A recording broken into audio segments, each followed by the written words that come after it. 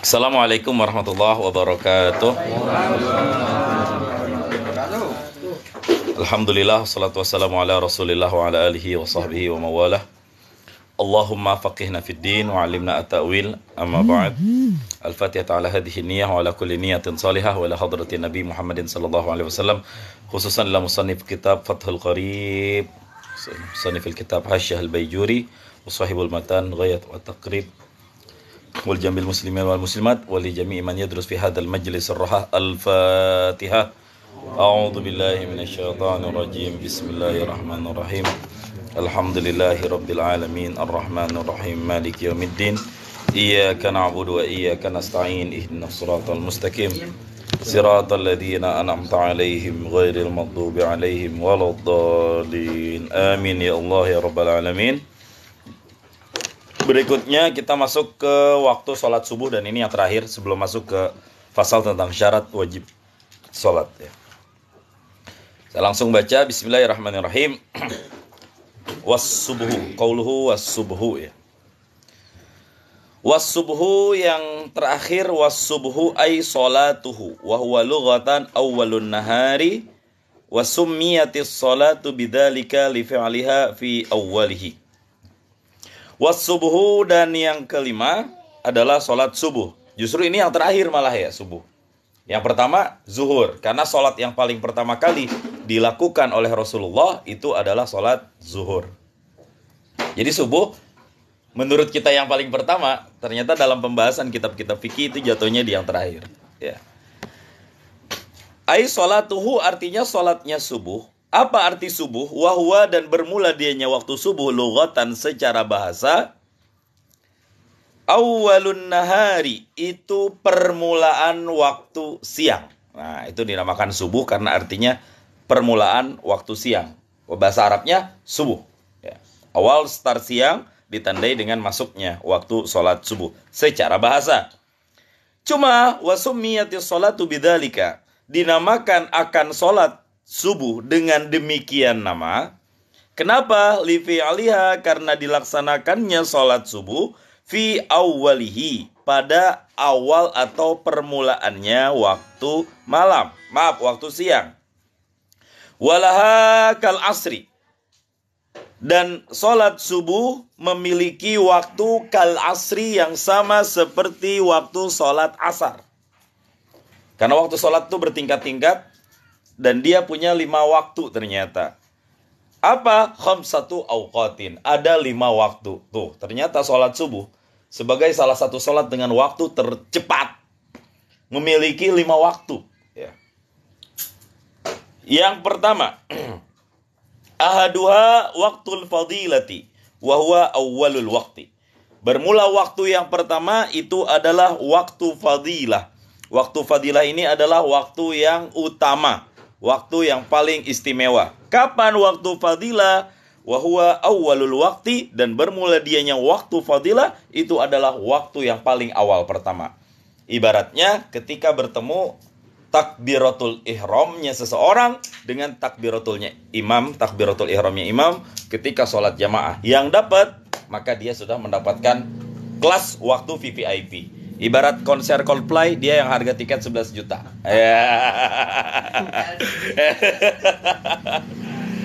Larinya ke Coldplay ya ini ya. Allah. Lagi trending soalnya. Tiketnya 11 juta. Iya, 11 juta. Nah, itu yang paling mahal. Jadi kalau kita ingin mendapatkan ya, orang gitu kan dalam konser dunia berlomba-lomba mendapatkan tiket yang paling utama. Kenapa tidak dalam hal sholat mencari waktu yang paling awal? Itu kan lebih baik. Ya. Bener kan, gara-gara 11 juta. Panasan dia banget. Wa huwa awwalul waqti, dan bermula dianya waktu fadilah itu adalah waktu yang paling awal, waktu yang paling pertama. Tuh, wasani yang kedua waktu ikhtiyari, waktu longgar. Waktu yang udah agak sedikit bebas ataupun waktu longgar. Apa itu yang dimaksud dengan waktu subuh yang longgar? Wa dzakara fi qoulihi, pengarang kitab menjelaskan dengan ungkapan berikut ini. Wa awwalu waqtiha, dan bermula waktu yang paling pertama dari waktu longgar itu tulu'ul fajri tsani, sejak terbitnya fajar yang kedua, wa akhiruhu, dan akhirnya fil ikhtiyari ilal asfar, dari mulai startnya waktu longgar ilal asfari, sampai dengan waktu asfar. Apa itu asfar? Wahwal idha'atu, dan bermula dianya asfar itu adalah terang benderang. Itu waktu longgar. Jadi agak luas dia waktunya. Selesai takbiratul ihram yang pertama, masuk, habis tuh kesempatan pertama, yaitu udah langsung masuk waktu yang longgar, bebas. Jadi dia bisa di waktu yang kapanpun dia inginkan untuk sholat subuh. Itu waktunya longgar. Sampai dengan muncul asfar. Langit di atas kira-kira udah agak terang, benderang sedikit. Meskipun masih gelap. Putih ya. Itu udah waktu longgar. Tapi masih lebih afdol di awal-awal kalau dikerjakannya. Ya, ibarat kata andai jam 5 sholat subuh waktu Indonesia Barat, mungkin waktu fadilahnya itu dari mulai jam 5 sampai jam 5:10. Nah, dari mulai jam 5:10 itu sampai selesai, itu masih masuk waktu longgar. Sampai kira-kira ya 10-15 menit sebelum terbit matahari. Ya. Kemudian wasalisu yang ketiga, waktul jawazi, waktu diperbolehkan seseorang untuk melakukan sholat. Namanya waktul jawaz. Ini ada nama waktu sendiri. Waktul jawazi, waktu boleh untuk sholat. Ya. Waalaikumsalam warahmatullahi wabarakatuh. Waktu boleh seseorang untuk sholat. Wa asyara biqaulihi, dan memberikan isyarah pengarang kitab dengan perkataannya, dengan ungkapannya, wa fil jawazi ay bikarahatin. Dan pada waktu jawaz, waktu yang diperbolehkan, ay bikarahatin, artinya dengan makruh. Nah, ini berarti ada makruhnya nih. Boleh, tapi udah masuk kategori makruh. Ila tulu'is syamsi, sampai dengan terbit matahari. Waktu yang diperbolehkan sampai dengan terbit matahari. Makasih teman-teman semuanya yang sudah nonton dan bantu tap-tap layarnya ya. Waktu terbit matahari itu begini. Ketika seseorang sholat subuh, Allahu Akbar, pas tahiyat, Assalamualaikum warahmatullahi, Assalamualaikum warahmatullahi, terbit matahari. Nah, itu udah waktu boleh, tapi makruh. Karena apa? Mepet. Mepet banget. Ujungnya pas dia selesai dan keluar dari sholat, pas waktu sholatnya sudah habis. Nah, itu sampai dengan terbit matahari. Ibarat kata orang pesantren main jemur kunut tuh. Mau nyaris jemur kunut. Ya. Ya, ininya udah terang gitu. Nah, jadi ini mah udah waktunya makruh ya. Yang kedua, ada waktu yang boleh tapi tidak makruh. Ini masuk waktu yang keempat. Warabi'u, dan bermula waktu yang keempat, jawazun bila karahatin. Waktu boleh tapi nggak pakai makruh. Kalau yang pertama pakai makruh, yang kedua nggak pakai makruh. Ya, Assalamualaikum warahmatullahi wabarakatuh. Masuk. Ini Pak Her lebih enak sini. Empuk.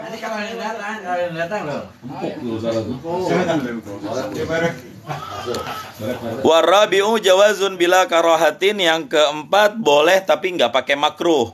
Kapan? Ila tulu'il hamrati, sampai dengan muncul khamrah. Khamrah itu agak kemerah-merahan ya. Kalau misalnya tafsirkan arti daripada khamrah itu kurang lebih apa ya istilahnya? Mega merah. Mega bukan sih? Bisa dibilang mega nggak sih? Awan mega yang merah? Lembayung bisa dibilang pagi juga. Kalau kemarin kita di sholat asar bahas masuk waktu lembayung senja ke maghrib kan. Kalau ini juga dijelaskan ketika sudah muncul merah-merah di langit, tanda persiapan matahari terbit. Nah, itu udah waktu persiapan, warning tuh, waktu subuh. Ya, khamrah itu artinya merah. Maksud merah itu ketika awan sudah mulai agak memerah-merah. Salam. Pak Sidik sini, Pak Sidik kosong. Langsung aja. Ya. Makasih yang udah tap-tap layarnya sampai 15.000 ya. Kita buka kitab Bajuri bab sholat teman-teman semuanya. Masih nyimak semuanya teman-teman, insyaallah.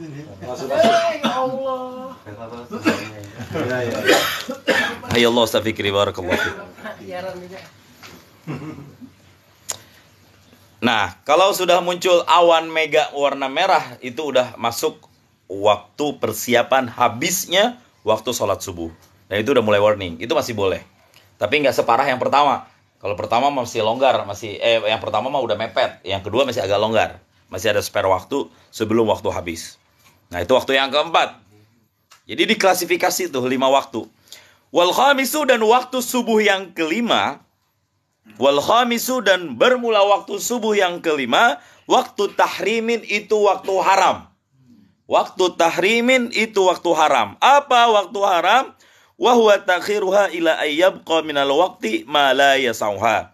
Yang dinamakan dengan waktu haram yaitu mengakhirkannya sholat subuh ila ayyabqa, hingga bahwa tersisa minal waqti, daripada waktu, ma la yasauha, sesuatu yang tidak muat atau tidak luas atau mepet.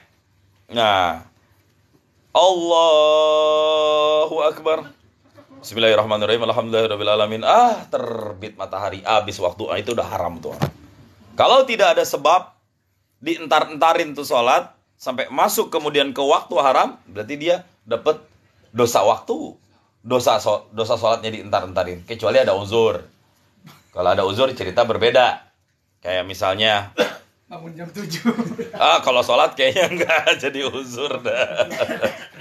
Nah itu kan kalau misalnya orang yang ketiduran itu berarti sholatnya ketika dia bangun. Ya. Tapi masalahnya untuk subuh sendiri kan dikhususkan bangunnya subuh dan pagi itu dilaksanakannya. Itu kalau misalkan berbenturan antara dua ini gimana tuh? Dua apa maksudnya? Dua yang dibenarkan, dua waktu yang dibenarkan. Misalkan kan ketiduran, dua hadis mungkin ya. Hadis kan kalau misalkan ketiduran, bangun langsung sholat. Iya. Tapi sedangkan kalau subuh sendiri khusus kali ya. Khusus subuh itu kalau jadi bangunnya. Di dalam hadis itu barang siapa yang ketiduran, ya, makna hadisnya, barang siapa yang ketiduran kemudian terjaga ataupun lupa terus ingat, maka langsung sholat. Bunyi fal yusolli, maka hendaklah dia langsung sholat. Itu lihat tuh. Kalau misalnya dia masih di dalam waktu, berarti sholatnya adaan. Tapi kalau misalnya udah di luar waktu, berarti sholatnya qodoan.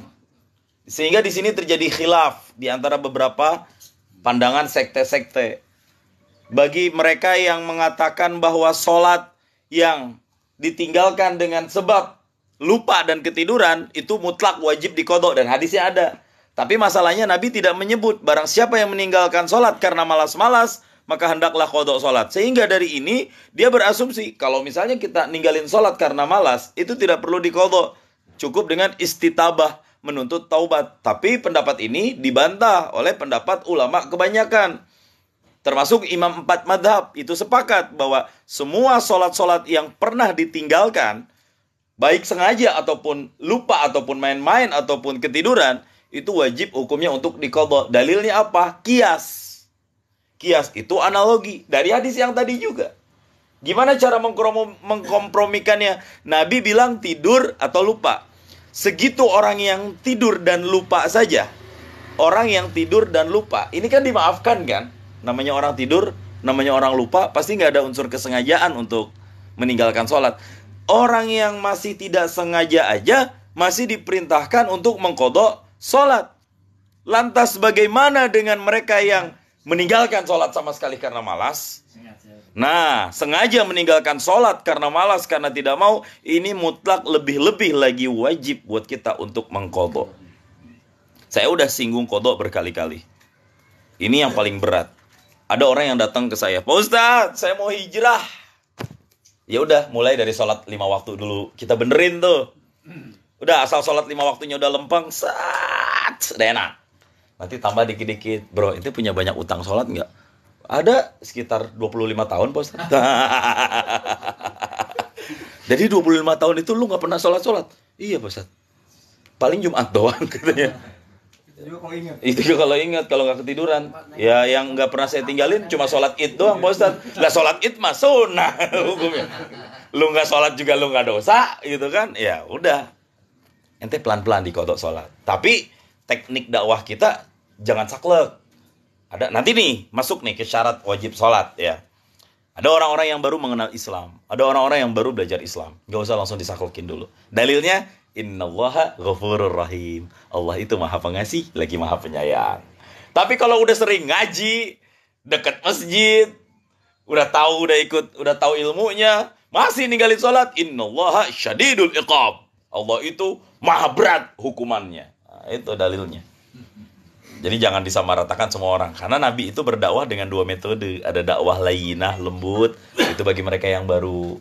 Ada dakwah yang syadidah, keras. Nah, ini bagi mereka yang udah keras kepala, dikasih tahu nggak mau tahu. Nah, ini nih yang lebih berbahayanya tuh di situ. Ya, jazakumullah khairan katsir, insyaallah. Nah, sampai sini ada pertanyaan? Waktu subuh dah selesai. Ya. Assalamualaikum warahmatullahi wabarakatuh. Lebih utama mana kita sholat di awal waktu tapi sholat sendiri atau menunggu teman-teman misalnya sedang rapat berjamaah tapi agak molor? Oke. Lebih utama mana sholat di awal waktu sendiri tapi nggak jamaah, ya kan? Atau sholat entar nunggu nggak di awal waktu fadilah tapi berjamaah? Jawabannya lebih baik jamaah. Jawabannya lebih baik berjamaah. Jangankan itu, tapi dengan syarat kita harus punya keyakinan bahwa nanti akan ada orang yang ikut jamaah sama kita. Harus ada keyakinan di awal. Keyakinan prasangka kuat bahwa nanti akan ada orang-orang yang datang sehingga kita bisa undur 5-10 menit dan kita nanti sholat jamaah bareng sama dia. Tapi kalau kita tidak punya keyakinan, lebih baik sholat di awal waktu sendirian. Itu. Bahkan wudu aja kalau udah iqamah itu yang wajib-wajib aja basuhnya. Kita udah datang ke masjid. Sampai di masjid ternyata udah qamah Allahu Akbar, syahadu la ilaha illallah, udah langsung ini kaki udah supaya nggak ada rakaat yang ketinggalan. Harapannya seperti itu. Itu. Dan nggak usah sholat sunnah. Gugur kesunahan sholat sunnah ketika sudah di iqamah itu udah gugur bagi mereka yang ada di masjid. Bagi mereka yang ada berjamaah di masjid atau di musola atau di langgar atau di tempat-tempat yang lazimnya di situ didirikan sholat berjamaah. Yang dianjurkan justru itu adalah mendapatkan fadilah, keutamaan sholat berjamaah. Ya, selagi tidak ada uzur bagi orang tersebut. Itu. Jadi boleh ditunda nanti berjamaah. Itu proses kalian nyambung. Meskipun berjamaah cuma 2 orang. Iya, lebih utama jamaah. Karena minimal jamaah itu alal aqal imamun wa makmumun. Sekurang-kurangnya terdiri dari imam dan makmum. Sah. Itu minimal sholat jamaah. Tapi dengan orang yang udah balik ya. Anak kecil nggak bisa. Ada bocah 3 tahun. Bro, yuk sholat ya sama papa. Ya, Allahu Akbar. Dia langsung lari-lari. Ya Allah ya Rabbi. Laki perempuan juga nggak boleh kalau nggak mukrimnya ya? Apanya? Laki perempuan juga. Iya, nggak dianjurkan. Nggak dianjurkan. Udah tua, udah sama-sama punya suami. Iya, sama nggak ditinjau. Buktinya bersentuhan kulitnya aja batal sama nenek-nenek. Sekalipun la tushtaha, tidak lagi dirindukan gitu loh. Ya, ibaratnya laki-laki ya cuma nenek-nenek gitu kan. Menurut madhab Syafi'i tetap yang seperti itu tuh membatalkan, bahkan tidak dianjurkan jamaah. Khilaful aula. Tapi kalau dalam kondisi yang memang ya kayak misalnya saya pernah di satu terminal sholat di musola gitu kan. Saya mau sholat sendiri. Tiba-tiba secara umum memang ada seorang perempuan datang, ibu-ibu. Bapak, bisa jamaah sekalian? Ya udah kalau kayak gitu, saya niatkan sebagai imam. Nggak masalah. Cuma kalau emang sengaja ngajak, jamaah yuk berdua yuk. Cewek cowok janjian, sayang jamaah yuk. Ya Allah. Jamaahnya di hotel. Astagfirullahaladzim. Ya kan jamaah artinya bareng-bareng. Ya kan? Ya Allah. Kalau mau nanya terkait sholat subuh, sholat sunat setelah subuh itu kan nggak ada gitu kan. Kalau misalnya sholat jenazah langsung sholat subuh, langsung sholat jenazah. Iya. Kayak tadi di Mas A, Iya. Ada yang sholat jenazah gaib. Itu gimana? Nah, jadi sholat itu ada 2, Pak Us. Ada sholat karena waktu, ada sholat karena sebab. Untuk yang sholat karena waktu, itu tidak diperbolehkan di waktu-waktu yang sudah dilarang. Ba'da sholat subuh, bukan ba'da subuh ya. Ba'da sholat subuh dan ba'da sholat asar. Selagi di situ tidak ada selagi di situ kita tidak ada kesempatan atau tidak ada sebab yang mengharuskan kita untuk sholat, sebaiknya jangan sholat dengan sholat yang muaqqat berwaktu. Tapi kalau sholat yang ada sebabnya itu boleh kapanpun. Gerhana, jenazah, itu kan sholat karena sebab. Tidak boleh seseorang sholat jenazah sampai ada sebabnya. Apa sebabnya? Ada orang yang meninggal, baru itu boleh. Mau pada asar, mau pada subuh, mau kapanpun itu boleh. Gak ada yang meninggal sholat jenazah. Iya, itu fardu kifayah ya, itu boleh. Termasuk pertanyaan Ustadz Oden kemarin tuh. Kalau sholat tahiyatul masjid. Sholat tahiyatul masjid kan bukan sholat waktu kan. Sholat sebab dia. Sebab apa? Sebab seseorang masuk ke dalam masjid. Pertanyaannya. Marbot masjid. Masuk ke masjid. Pada waktu setelah sholat asar. Waktu di mana seseorang semestinya tidak boleh untuk sholat. Tapi ketika dia masuk ke dalam masjid. Kasusnya yang pertama. Apalagi dia wudhu. Kan ada sholat sunnah wudhu kan? Walaupun jatuhnya sholat sunnah mutlak. Ada sholat sunnah wudhu. Wudhu, habis wudhu sholat sunnah 2 rakaat. Itu kan sholat sebab. Dengan sebab gara-gara dia berwudhu, kemudian dia mendapatkan peluang sunnah untuk sholat 2 rakaat setelah wudhu. Gara-gara dia masuk masjid mendapatkan peluang sunnah untuk sholat tahiyatul masjid. Waktunya setelah subuh atau setelah asar. Itu bagaimana? Nah, di sini ada khilaf di antara ulama. Ada ulama yang tetap mengharamkan. Ada ulama yang tetap mengharamkan. Tetap nggak boleh. Karena seseorang kalau untuk masalah tahiyatul masjid dan wudhu itu ada iradah atau ada keinginan. Dia bisa dientar-entarin atau dia bisa ditunda-tunda. Tapi dibantah oleh ulama yang lain. Oh, itu tetap boleh. Selagi dia tidak bersengaja pengen sholat di waktu itu. Itu aja. Misalnya begini. Masuk waktu subuh. Habis waktu subuh, dia dalam posisi waktu kosong. Bisa di rumah, bisa di warung kopi, bisa beli sayur. Tapi dia justru lebih memilih ke masjid. Ke masjidnya nggak ada keperluan. Ke masjidnya di dalam hati ada niat, gue pengen sholat. Nah kayak gitu nggak boleh. Gitu. Ada yang ulama yang mengatakan seperti itu. Jadi sengaja banget gitu. Nyempetin ke masjid demi ingin supaya bisa sholat tahiyatul masjid. Atau masuk masjid, atau dia wudhu di setelah waktu subuh dan setelah waktu asar, demi agar dia bisa sholat sunnah 2 rakaat setelah wudhu. Nah itu sebagian ulama tidak membolehkan seperti itu. Ya udah wudhu nggak usah sholat. Masuk masjid nggak usah sholat. Maksudnya seperti itu. Bukan berarti nggak boleh masuk masjid ya. Pahamannya. Tapi kalau misalnya gini, Anda tadi ngalamin tadi siang tuh. Ini masjid tapi bentuknya persegi panjang lah. Cuman jalan untuk hudunya sebelah sana. Kalau lewat sini nggak ada jalan. Jadi hudunya sebelah sana, harus nyebrangin masjid. Nah harus hudu dulu di sana. Nah itu kan harus ada sunnah dulu. Ini sunnah sholat sunnah dulu kan masjid kan. Nah kalau misalkan lewatin hudu ke sana dulu gimana Tat? Kita kan lewatin dalam masjid. Selagi belum duduk di masjid, sholat sunnah masih berlaku. Sholat sunnah tahiyatul masjid akan gugur ketika seseorang duduk. Watafutu bil julus. Nanti kita akan belajar, ada ke depannya. Masuk masjid nih, terus duduk. Nah itu udah nggak disunahin lagi. Nah sekarang kita masuk masjid. Lewat doang. Oke. Masuk ya. Misalnya mau naruh barang dulu sebentar. Atau mau ngecek. Terus kita keluar lagi. Apakah setiap kali masuk masjid itu harus sholat tahiyatul? Enggak. Itu yang kali pertamanya aja. Ntar main-main. Keluar, masuk lagi. Keluar lagi, masuk lagi. Nah. Itu di kesempatan yang pertamanya aja. Selagi dia belum duduk. Kalau dia sudah duduk, itu gugur kesunahannya. Gugur kesunahannya. Nggak dianjurkan lagi dia untuk sholat tahiyatul masjid. Ini maka kenapa kalau kita mau jamaah sholat Jumat, ketika azan imam, azan muazin, Allahu Akbar, dia menghindari untuk tidak duduk dulu. Ya kan? Ini alasannya. Supaya dia tidak gugur kesunahan tahiyatul masjidnya. Datang sholat Jumat sekalian qobliyah, mudah-mudahan masuk juga tahiyatul masjidnya di situ. Itu. Tapi kalau udah duduk duluan, imam muazin azan, Allahu Akbar, dia masuk ke masjid, duduk. Nah itu udah nggak sunnah lagi dia. Dia udah nggak dapat kesunahan tahiyatul masjid lagi. Nah kalau misalkan lagi azan nih sholat masjid itu bisa kan? Jangan, menghormati azan dulu lebih utama. Menghormati azan karena itu panggilan Allah, lagi diseru nama Allah. Baru setelah azan, adabnya nanti kita sholat setelah itu. Makanya nggak ada yang sholat ketika azan kecuali di tengah-tengah, kemudian di azan. Itu nggak masalah, lanjut aja sholatnya. Tapi ketika kita masuk masjid kemudian azan, hormati azan dulu. Di tengah-tengah maksudnya gimana? Sebelum azan, iya. Dia ada sholat tapi langsung azan.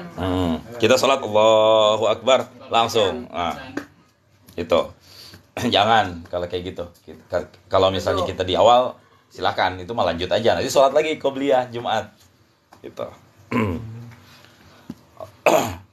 Ya, gimana? Oke. Jadi kalau di tengah hutan nggak ada azan, masuk awal waktu sholat kita azan sendirian apa langsung sholat aja, Ustaz? Gimana? Kalau di waktu tengah hutan. ijtihad, kita mengijtihad. Dulu mendingan Tat. Kita mengijtihad di dalam hati dengan keyakinan terkuat kita bahwa ini sudah masuk waktu sholat subuh. Itu. Kalau nggak kita ijtihad dan kita nentuin secara serampangan, bisa jadi nggak sah.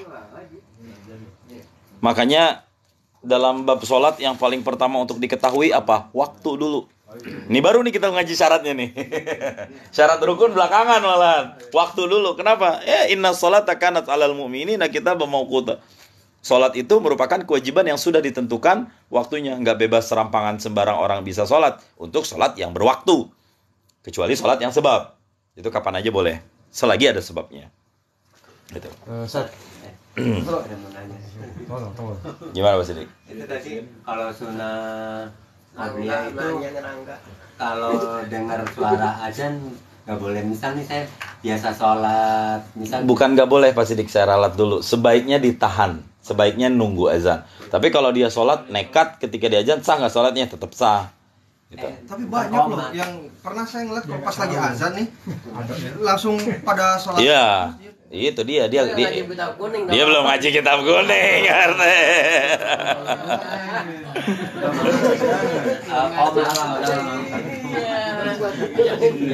Oke, gimana Pak Sidik? Kalau lagi komat, kalau lagi sholat terus komat? bukan.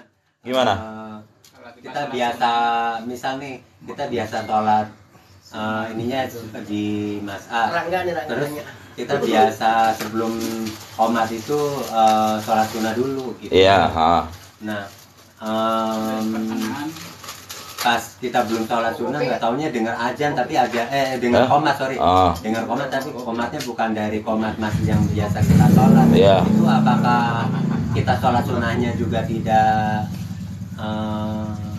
jadi apa ya tidak sama karena kita sudah mendahulukan sholat sunnah dulu baru sudah qomat. Iya. Masjid ini sama masjid ini lah ya. Di masjid yang makanya jawabannya adalah mengetahui waktu masjid dulu. Untuk kita gampangnya gini, mau sholat cepet ke sono, mau sholat lambat ke sono. Tergantung. Berangkat jam berapa kerja? Nah, jadi ada dua mazhab ya. Apa nama masjidnya di sana tuh? Masjid Mujahidin ya. Ar-Rahmaniyah. Masjid apa namanya? Ar-Rahmaniyah. Iya, kalau pengen mazhab yang cepat ke Masjid Ar-Rahmaniyah. Pengen agak lama banget. Ke Masjid Mas'ah, enggak apa-apa. Nanti jangan salahin masjidnya gitu. Jadi ketemu Ustadz Hilmi kalau di Armania buru-buru kan. Kita kalau papasan di situ ya kan pasti mau kerja itu pagi-pagi. Ada juga pertanyaannya gini Pak Sidik. Kita nggak ngelihat timer antara azan dan iqomah ya kan. Ujuk-ujuk masuk ke masjid langsung main sholat sunnah. Allahu Akbar. Sementara 12 detik lagi sudah persiapan masuk iqomah. Akhirnya, iya kalau DKM-nya bijak, ditungguin dulu. Kalau DKM-nya bijak. Nah, muazin wajib meminta izin kepada imam ketika itu. Makanya kan setiap masjid harus ada imam tetap tuh fungsinya di situ, Ustaz. Ya, nggak boleh muazin langsung nekat mengiqomah atau tidak, wajib keputusan imam. Karena imam apa? Pemimpin kan? Nah, semuanya gimana pemimpin? Muazin gimana perintah dari imam? Imam yang sudah ditunjuk. Makanya tidak boleh dasarnya seseorang menjadi imam kecuali di tempatnya memang sudah masyhur dia menjadi imam di situ. Saya sholat di Masjid Mas'ah jadi imam, nggak masalah. Karena udah masyhur saya sering sholat di situ, jamaah pada kenal saya. Tapi boleh jadi di Ar-Rahmaniyah nekat saya bisa jadi haram karena saya sering ke Ar-Rahmaniyah tapi sebagai makmuman doang, apalagi ke masjid Mujahidin. Ujuk-ujuk langsung hatta sekalipun dia kiai ataupun sekalipun dia habaib haram untuk menjadi imam. Bisa jadi jamaahnya nggak redo. Sekalipun bacaannya bagus, sekalipun suaranya merdu, sekalipun hafalan Qur'annya lebih banyak. Sebenarnya dasar demokrasi sudah diajarkan dalam sholat jamaah ya. Itu. Kalau diaturkan mah boleh nggak Pak? Lain cerita. Saya diundang ceramah di satu masjid. Ba'da sholat subuh, saya datang. Pak Ustadz, silakan jadi imam. Kalau sudah ada ridho dari jamaahnya atau dari imam yang sudah ditunjuk, itu nggak masalah. Tapi kalau ujuk-ujuk maju, haram hukumnya. Kecuali dipersilakan. Mangga, Pak Ustadz. Ya, itu baru boleh. Kayak kemarin ya Pak Khair ya. Saya udah pada nungguin aja, saya juga nungguin, semua pada tenang. Saya sok maju kan. Udah, maju nggak ada maju. Saya nggak mau sebenarnya. Banyak tuh Apalagi lu kalau tambah jenggot. nah, enggak tuh. Saya pasti aja banyak kesujon sama saya teh. Wah, ini pasti nih. Nggak ada lagi kan. Kayaknya batal satu jamaah nih ntar. Ada yang toka-toka yang ujung kan ngeliat saya kan, celana saya kan. Saya Muhammadiyah Pak. Kacau. Nah, ketika imam sudah, kalau imam bilang tahan dulu, tunggu dulu 30 detik lagi paling selesai sholatnya. Kalau udah dia tahiyat baru ya, ikomahin. Nah, itu udah. Tapi kalau misalnya imam lanjut, itu hak imam. Lanjut ikomah, waktu udah ditentuin. Ya udah ikomah. Lah bagaimana dia baru takbiratul ihram? Kalau nah ini lihat nih. Kalau dia udah pengen sampai selesai, cepetin sholatnya. Kalau dia udah di rakaat terakhir, udah mau selesai sholatnya, cepetin sholatnya. Bacanya singkat-singkat aja udah. Ambil yang wajib-wajibnya aja. Supaya dia dapat takbiratul ihramnya imam. Tapi kalau misalnya baru di awal, dibatalkan aja udah. Tapi batalinnya juga kalau bisa tetap dengan salam ya Pak ya. Adab membatalkan sholat tuh dengan salam ya. Walaupun lagi ruku misalkan. Walaupun lagi ruku. Ya udah. Assalamualaikum warahmatullahi kabur. Karena sholat itu segala aktivitas yang dimulainya dengan takbiratul ihram dan ditutup dengan salam. Salam nggak mesti duduk. Boleh nggak salam sambil berdiri? Ada nggak sholat yang salam sambil berdiri? Ada. Salat jenazah misalnya. Jadi segala aktivitas yang dibuka dan ditutup dengan salam, dibuka dengan takbiratul ihram itu salam, itu sholat. Makanya kita pengen batalin sholat. Pas sholat nih, wah suwe imamnya. Ternyata belakangnya tipis kelihatan auratnya. Bolong. Brak kayak gini kelihatan. Untuk kelihatan tompelnya lagi di sini misalnya. Udah kayak gitu. Kita dua keputusan. Mau batalin boleh, tapi dilanjutin baik. Tapi niatnya berpisah. Tapi kalau kita tahu ada imam yang lebih baik, mau kita batalin. Posisi diri, udah Assalamualaikum warahmatullahi. Pindah langsung salat takbiratul ihram lagi dengan jamaah yang lebih bener imamnya. Itu bisa kayak gitu. Anak pakai gamis waktu imamnya. Masalahnya itu ini penampilan siapa muazinnya. Komat nggak ngelihat mana imamnya gitu. Dia komat aja nungguin aja imam kan. Makanya gitu. Kan bingung jadinya.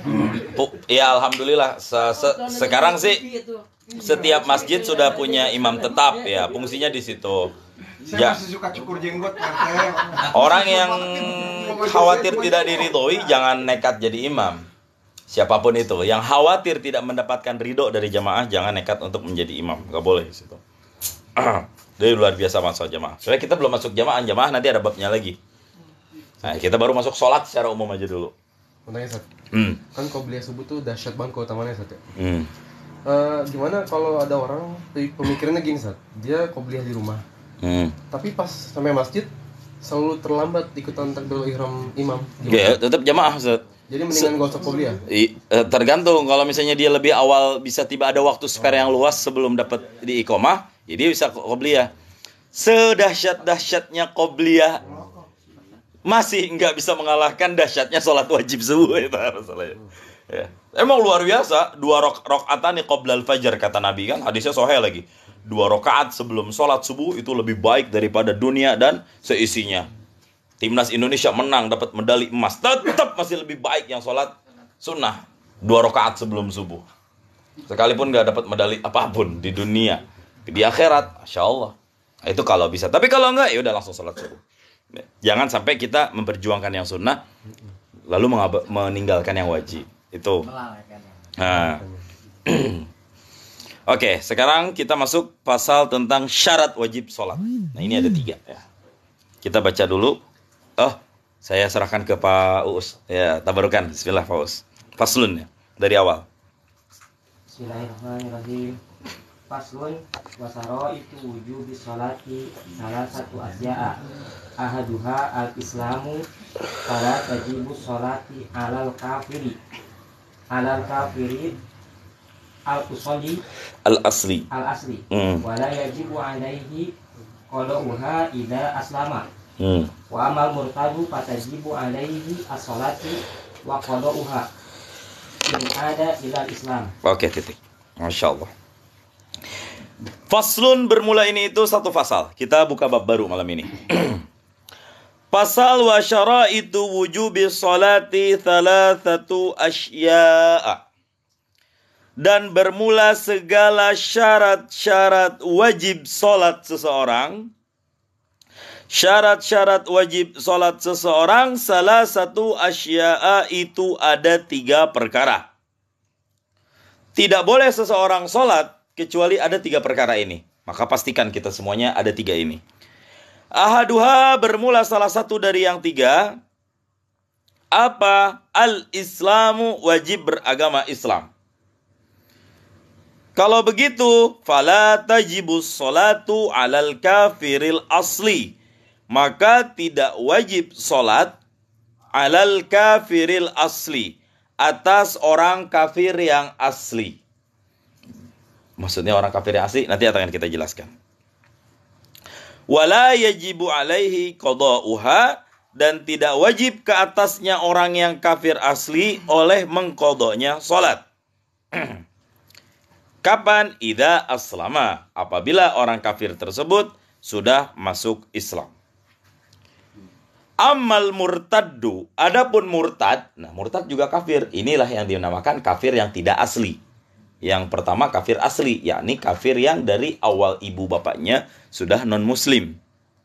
Dan ketika dia balik, dia mengikuti otomatis agama ibu dan bapaknya. Apabila dia tidak disyahadatkan, maka dia dianggap kafir yang asli.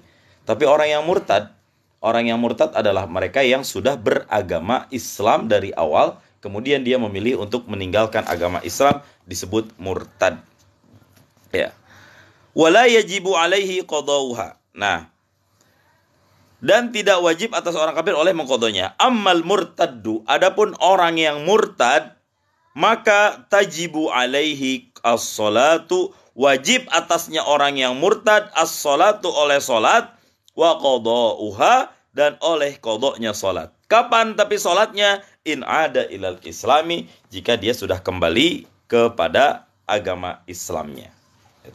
Nah, di sini ada 2 permasalahan. Permasalahan pertama kafir, yang permasalahan kedua murtad. Ini nggak apa-apa ya, saya nyebut kafir ya Pak RW ya. Kan sekarang kan ada aturan harus non muslim, nggak boleh nyebut kafir. Tapi kan di kitab masalahnya ibaratnya kafir. Kalau pakai terjemahan modern, non muslim original mungkin ya, original gitu. Apa bahasanya? Non muslim yang original atau apa gitu? Nah, syarat wajib sholat itu ada 3. Tapi disyarah di dalam ditambahin lagi ada 3 lagi tambahannya, jadi 6. Tapi ya nggak apa-apa. Yang wajib kita ketahui 3 dulu, 3-nya lagi tambahan. Yang tambahannya lagi, yang pertama bebas dari haid, yang kedua bebas dari nifas, dan yang ketiga tidak terjadi kecacatan anggota yang menyebabkan dia tidak mengetahui hukum-hukum agama. Tuh, salamatul hawas, selamat indra utama dalam diri seseorang. Masya Allah. Ini dalam nggak apa-apa Pak Putra, masuk aja. Ini Pak, mas kosong Pak. Ini Pak. Geser, Pak RT, geser sini.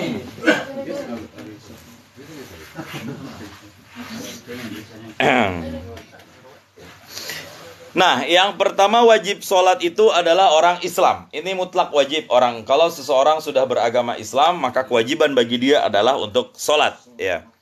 Karena apa? Rasulullah SAW pernah bersabda, Ud'uhum ila syahadati alla ilaha illallah wa anna Muhammadar Rasulullah.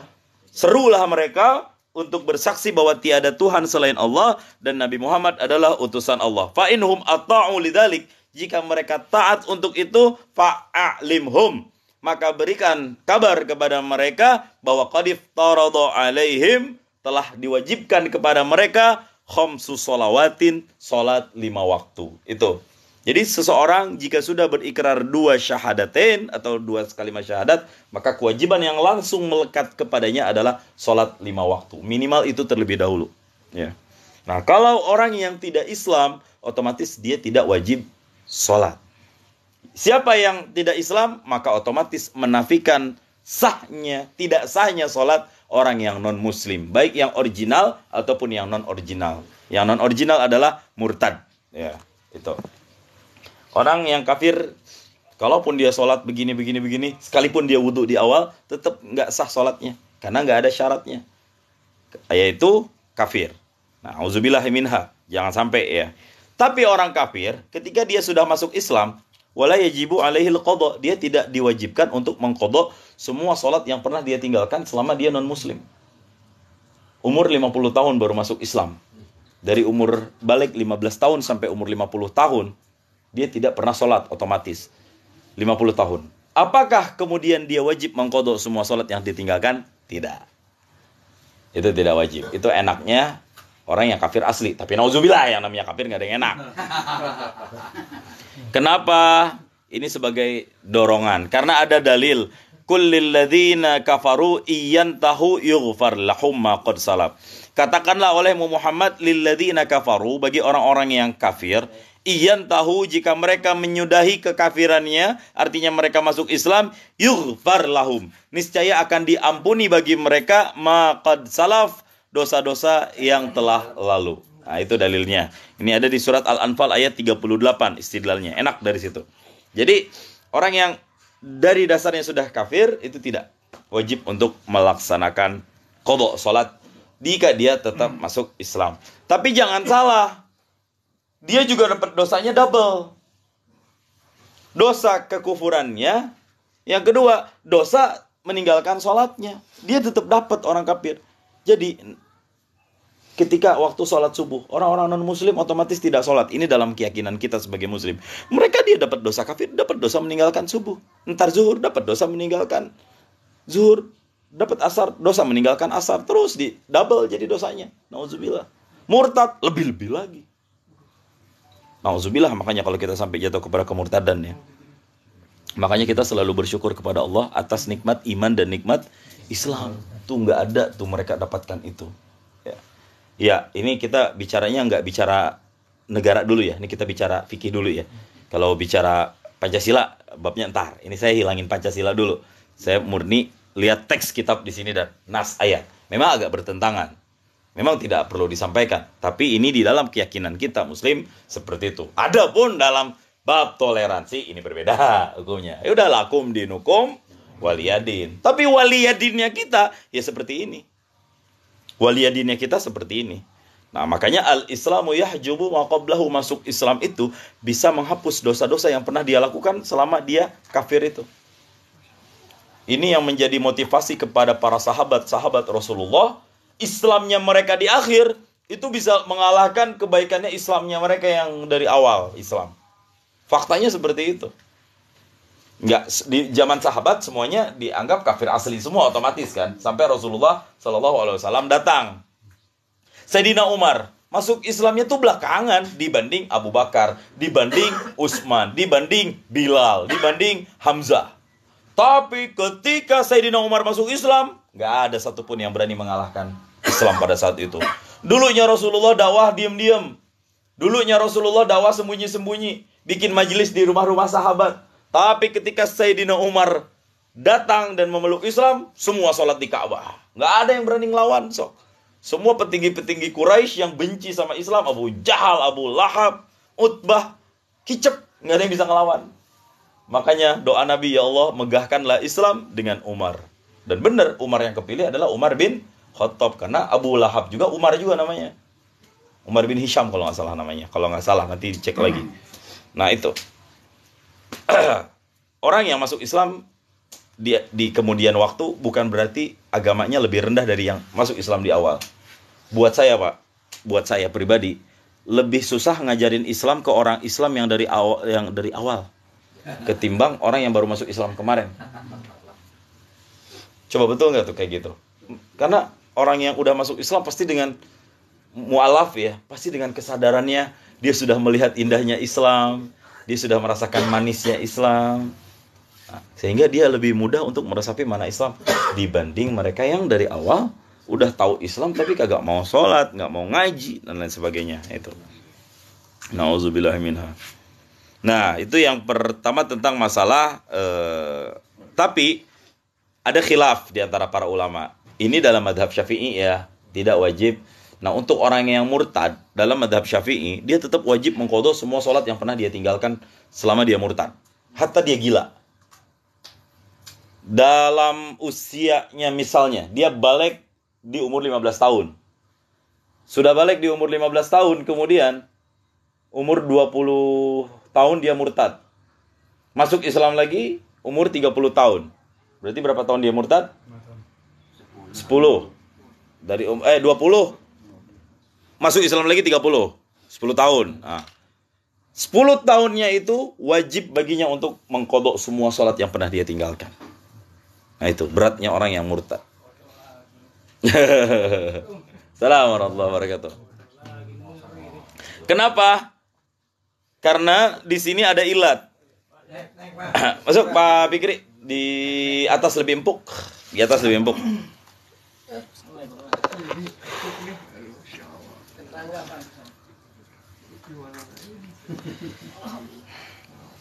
Kenapa? Karena orang yang murtad itu, dia itu taghlizon. Kalau di dalam kitab dijelaskan taghlizon lahu, untuk memberatkan kepada orang tersebut. Lu udah tahu Allah, udah tahu Rasulullah, udah tahu Islam. Kenapa masih keluar lagi? Nah itu beratnya murtad tuh di situ. Double azabnya. Dapat murtadnya. Apa? Salat yang pernah dia tinggalkan dituntut juga, cuma tidak dituntut untuk murtad atau melaksanakan ibadah salatnya. Yang dituntut adalah masuk ke Islamnya supaya dia bisa sholat, tapi double tetap azabnya, nauzubillah. Nah, cuma dalam madhab Imam Ahmad, Imam Malik, dan Imam Hanafi berpandangan murtad tidak wajib mengqadha. Ya, orang yang murtad menurut 3 madhab yang lain selain Syafi'i, kita kan Syafi'i pada umumnya, itu tidak wajib untuk mengqadha sholat yang ditinggalkan bagi orang yang murtad. Tapi menurut madhab Syafi'i tetap diwajibkan orang yang murtad mengqadha semua sholat-sholatnya. Kenapa? Karena orang-orang yang murtad itu, dia ini pernah merasakan indahnya dan nikmatnya syariat Islam sekalipun dia tidak melaksanakannya. Beda dengan orang-orang yang murtad. Orang-orang yang murtad itu, dia itu inad, ada keras kepala. Nah, dari keras kepalanya itulah yang akan menjadikan dalil azab untuknya di yaumil kiamah nanti, na'udzubillahi minha. Makanya saya sih lebih safety ke Syafi'i. Kita ikuti mazhab Syafi'i. Masya Allah. Mantap. Kira kita datang.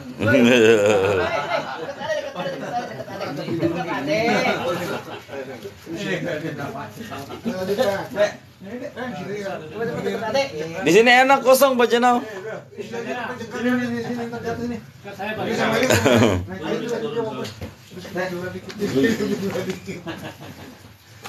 Bro, kopi atau ini, bro? Ini cobain kopinya Pak Faisal ini, Masya Allah, kopi dari Timur Tengah kayaknya. Wih, enak banget sumpah. Ada jahe-jahenya gitu. Ngopi dulu deh. Jahe dulu. Saya minum dulu. Ini dekat Minum, adek. santai aja. Pak Jenal nggak terlalu ke bawah apa? Nggak kesini dulu? Iya. Dekat adek duduknya, dekat adek. Owen. Nggak ada. Ini jadi tiang senafet. Oke. Saya baca syarah terlebih dahulu. Geser. Walaisa mislul murtaddi al-muntaqilu min dinin ila ghairi dinil Islam ila dinin akhar bal hukmuhu hukmul kafir asli. Tidak dinamakan murtad, tidak dimaksud golongan orang yang murtad, orang yang berpindah dari satu agama yang bukan Islam ke agama lain yang juga bukan agama Islam. Nah, itu bukan hukum murtad. Dia masih tetap dihukumkan kafir asli. Kalau murtad atas nama sudah memeluk agama Islam, keluar lagi murtad. Atau yang dari awalnya Islam keluar, itu udah dihukumkan murtad. Maka orang yang tadi itu tidak wajib mengqadha sholatnya. Dampak hukumnya di situ. Dia dari agama A pindah ke agama B yang bukan Islam. Apakah dia kemudian wajib? Enggak. Selagi dia belum merasakan Islam, maka dia tidak wajib untuk mengqadha semua sholat-sholat yang pernah dia tinggalkan. Nah, kemudian fatajibu alaihi salatu ai adauha, artinya wajib melaksanakan salat. Lakin laisal muradu annahyu talabu biha, tapi maksudnya bukan dia wajib salat, ma'riddati, dengan keadaan murtad. Bal yuqalu lahu, tapi yang diwajibkan bagi orang yang non muslim atau orang yang kafir, aslim, masuk Islam dulu lu, fasolli, baru sholat. Nah itu kewajibannya seperti itu. Nah kemudian kenapa orang yang murtad nggak boleh wajib untuk mengqadha sholatnya? Kenapa yang murtad wajib mengqadha sholatnya? Taghlizun alaihi, untuk memberikan pemberatan buat orang yang murtad tersebut. Nah, walawir tadda, jika seseorang murtad, ya kan? Jika seseorang murtad, thumma janna, kemudian dia gila. Murtad, habis murtad gila. Masalahnya gila itu bukan syarat sah sholat, harus berakal. Ntar yang kedua nih. Yang kedua syarat sah sholat berakal. Saya kasih bocoran dulu. Kalau orang gila nggak wajib sholat. Makanya kita nggak boleh dulu melarang, ente nggak sholat, boleh jadi dia. Nah itu boleh jadi. Jadi kalau nggak sholat, Iya. gila. Oh nggak gila ya, mungkin nauzubillah ya, jangan sampai ngatain orang. Jadi nggak semua orang wajib sholat itu ada sebab-sebabnya. Nah, orang murtad, dalam masa murtad ini kemudian dia gila, ya. Dalam masa murtad ini, thumma janna, kemudian digila. Walau min ghairi ta'addin, sekalipun gilanya bukan karena gila yang dibikin-bikin. Ya. Gimana hukum sholat yang pernah dia tinggalkan dalam masa murtad yang gilanya itu? Qadha zaman al-jununil waqi'in fiha. Dia tetap wajib untuk mengqadha sholat yang pernah dia tinggalkan sekalipun dia dalam masa gila tersebut. Nah, itu. Jadi tetap wajib. Karena nanti beda hukumnya juga ketika, nah, di dalam lanjutan keterangannya, bi khilafi ma law irtaddat, dengan sebalik seseorang perempuan. Law irtaddat, jika dia murtad, perempuan, kalau dia murtad, summa hadat, kemudian dalam masa murtadnya itu dia haid, au nafasat, atau nifas. Karena haid dan nifas kan nggak boleh sholat kan? Orang lagi haid, orang dari nifas nggak boleh sholat. Nah, fa innaha la tuqda zaman al-haidi awin nifasil waqi'i fir riddati. Maka orang tersebut tidak wajib untuk mengqadha semua sholat yang pernah dia tinggalkan ketika haid maupun nifas. Itu bagi wanita. Kenapa? Karena memang untuk wanita li'anna rukhsah la tunatu bil ma'asi. Karena rukhsah itu tidak ada kaitannya dengan maksiat. Nah itu. Jadi misalnya kasusnya begini, ada seorang perempuan, nauzubillah, dia murtad pas murtad di hari haid yang pertama. Dia murtad pas di hari haid yang pertama, kemudian dia masuk Islam lagi pas di hari haid yang ke-7. Apakah dia wajib mengqadha semua sholat yang pernah dia tinggalkan? Enggak wajib. Itu karena memang dasarnya sekalipun dia masuk Islam, dia tetap tidak boleh untuk sholat. Beda halnya dengan gila. Kalau gila, dia tetap wajib untuk sholat. Seperti itu. Nah, sampai sini ada pertanyaan? Agak ngeri sih di sini. Ini tadi apa? Ada teman kecil, dia itu sampai ke remaja, sampai ke SMA lah, sering ikut-ikutan ibadah, maksudnya ikutan sholat, ikut terawih. Dia Islam bukan? Bukan. Oke. Nah keluarganya itu keluarga bukan Islam, tapi setelah dia dewasa kali ya, setelah puber atau apa, setelah balik kali, nggak tahu tuh dia baliknya usia berapa. Cuman belakangan ini ketahuan dia itu jadi non muslim gitu. Nah itu gimana tuh? Apa dia melakukannya itu dalam keadaan Islam karena ikut dari kecil sampai ke remajanya itu sekitar umur kelas 3 SMP lah, 15-an lah, kelas 1 SMA. Setelah itu mungkin setelah lepas SMA dia balik lagi ke agamanya. Tetap dihukumkan murtad ya. Kalau kayak gitu, karena dasarnya udah Islam. Orang tuanya Islam kan? Campur. Ah loh. Gue bingung dah kalau kayak gini dah. Solo kan. Campur. Itu banyak orang Jawa. Bingung saya kalau udah kayak gitu. Oh berarti murtad gitu ya tadi? Ya tetap. Karena udah ngelewatin masa baliknya, karena Iya. dari kecil sampai balik itu terbilang muslim, dan setelah balik itu gimana ngikut orang tua kan? Iya. Ya, masalahnya kalau orang tuanya setengah muslim, setengahnya yang satu muslim, satu non muslim, dia harus dipilihkan salah satu agama. Bukan lagi dipilihkan, yang muslim wajib untuk mengajak tuh anak untuk memilih Islam. Bahkan pernikahannya pun udah tercerai dengan sendirinya kan, terfasakh dengan sendirinya kan. Kayak paradoks gitu ya. Iya. Si A Jangan sampai nanti tuh anak memilih agama yang bukan Islam, khawatirnya di situ. Makanya beratnya, ya saya nggak dalam rangka untuk berbicara pernikahan beda agama. Ini udah nggak ada khilaf di antara ulama, haram hukumnya. Wala tankihul musyrikat. Janganlah kau nikahkan wanita-wanita yang musyrik, sekalipun dia cantik atau membuat kalian terpesona, tetap tidak boleh. Ini menjadi dalil bahwa nggak sah hukumnya menikah dengan orang yang non muslim. Bahaya. Nah itu ngerinya tuh kita tuh. Kalau udah sekuler hidup, membebaskan semua agama, seakan-akan semuanya boleh, nggak bisa. Tetap kita di dalam syariat punya rel dan koridor. Lakum dinukum waliyadin, tetap di situ. Nah, tetap kita, ini bukan bab toleransi lain. Toleransi itu justru menghormati apa yang udah kita yakini. Itu baru toleransi. Nah, itu tentang masalah murtad ya, dan kafir non asli. Kemudian syarat sah salat yang kedua, wasani al-bulughu. Yang kedua adalah balik. Ya. Kita sering menyebut istilah orang Indonesia dengan istilah balik. Tapi sebelum saya masuk ke balik nih, pertanyaannya begini, Ustaz, kalau orang yang kafir udah jelas, kalau orang yang murtad udah jelas, kasusnya bagaimana dengan orang yang tidak pernah sampai dakwah Islam ke orang tersebut? Gimana hukumnya mereka? Apakah mereka dihukumkan kafir atau tidak? Ya, orang suku gitu ya? Iya, misalnya. Nah itu, kalau mau didebat di situ tuh baru asik dan menarik. Tidak ya. Ada orang yang belum sampai. Nah iya. Ada orang yang belum lagi kalau kita bicara tauhid, Pak Sidik, itu panjang lagi tuh babnya. Orang yang belum sampai, emang dia belum nggak punya sosmed, orang pedalaman, nggak pernah ada ustadz yang dakwah ke situ. Ketika dia meninggal dunia, nanti dihukumkan Islam atau tidak?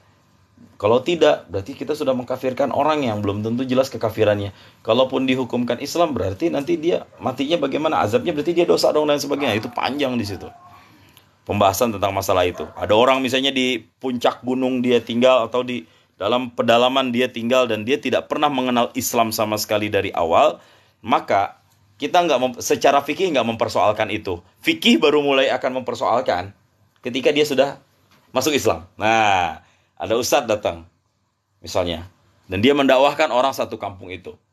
Maka PR berikutnya adalah pertanyaan, apakah dia wajib mengqadha semua sholat-sholat yang pernah dia tinggalkan selama masa dia tidak tahu Islam? Nah, di sini dijelaskan tidak wajib. Karena apa? Beda antara orang yang belum sampai dakwah Islam dengan orang yang kafir. Kalau orang yang kafir, dia ada rasa keras kepala, inad.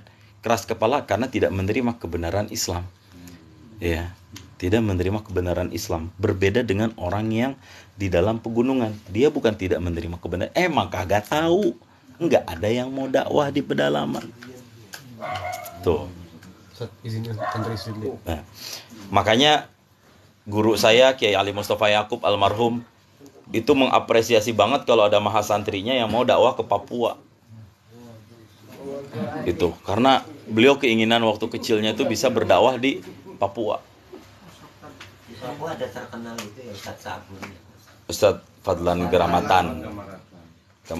Ya, Fadlan Geramatan. Ngajarin mandi. Itu kan juga bagian dari ngajarin tauhid juga dan fikih juga, toharoh. Cuma ya bahasanya aja pakai sabun. Pesan utamanya mah toharoh, ngajarin bersuci tentang Islam. Karena belum masuk sholat aja kita udah bicara masalah toharoh terlebih dahulu. Ya. Terus Pak Ustadz, bagaimana dengan orang yang buta tuli? Buta dan tuli. Dia buta terus tuli. Bagaimana dia bisa memahami hukum agama? Nggak mungkin dia bisa baca Quran. Apalagi kalau nggak ada yang mengajarkan. Apalagi mendengar. Itu udah dua tuh. Makanya di dalam fikih, kitab fikih dibahas kalau seseorang tidak selamat mata dan pendengarannya, itu bisa jadi tidak terkena syariat dia. Jadi ketika dia tidak sholat, ya tidak masalah. Karena memang bagaimana dia mau sholat? Dia saja tidak mengetahui apa itu sholat. Bagaimana dia mau mengetahui sholat? Pendengarannya aja nggak ada. Matanya nggak bisa tahu bahasa isyarat seperti apa. Telinganya nggak tahu. Nah itu agak susahnya di situ. Ya, nauzubillah, mudah-mudahan kita dijauhkan dari yang demikian. Tapi kalau ada orang yang cacat dengan kecacatan yang seperti itu, maka dia tidak wajib sholat. Bahkan tidak wajib melakukan semua syariat-syariat. Ya. Orang tuanya menanggungnya enggak? Enggak juga. Karena memang dari asalnya dia tidak mungkin untuk mengetahui. Tapi kalau misalnya nanti sembuh, dia kembali ke hukum seperti orang yang baru datang Islam. di pegunungan baru tahu Islam. Itu. Dia cacat, buta dan tuli selama dari kecil, sadar-sadar misalnya mukjizat datang di umur 25 tahun. Matanya terbuka, pendengarannya terbuka. Bagaimana kemudian? Nah, dia tidak wajib mengqadha semua salat yang pernah ditinggalkan. Tapi berikutnya dia wajib untuk tetap salat ketika dia sudah tahu itu. Sekalipun berikutnya dia tuli lagi atau buta lagi, maka dia tetap, kalau memang hati dan otaknya masih bisa berpikir bahwa salat itu adalah wajib dan dia tahu waktu-waktu salatnya, ya dia tetap wajib salat pada saat itu.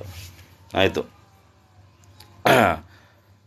Nah, itu tentang orang yang tidak atau belum sampai risalah dakwah Islam ke daerah tersebut. Tapi di Indonesia masih ada nggak ya yang kayak gitu? Ada kali ya? Tapi kalau Baduy kayaknya udah sampai di risalah agama. Banyak orang yang sudah tahu kok. Kalau yang orangnya lunglap, lunglap kayak gimana lunglap? Separuh benar, separuh enggak, itu punya kewajiban menjalankan syariat. Maksudnya separuh benar, separuh enggak itu benar enggaknya dari mana, Pak Sidik? Kadang bisa pemikirannya cicik atau waras, tapi kadang oh, kalau misalnya tapi orangnya enggak gila. Nah, udah wajib tetap. Saya kira maksud waras nggak waras dalam konteks gila nggak gila. Gila ntar nomor 3. Sekali dia sudah paham dengan pemikiran Islam dan udah pernah disampaikan dakwah, dia ngerti mana baik, dia tahu mana buruk.